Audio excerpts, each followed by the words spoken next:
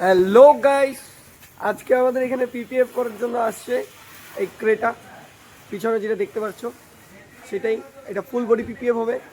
So বাকিটুক এখন আমি just বলছি যে এটা আমাদের গাড়িতে এখানে পিপিএফ হবে এটা।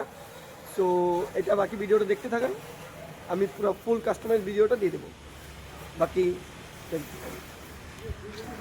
এইটু গাড়িত এতিয়া পলিচিং হৈ আছে, পলিচ হ'ব ফুল বডি। পিপিএফ হোৱাৰ আগত তেনেকৈ কৰিব লগা হয় চব গাড়ীত।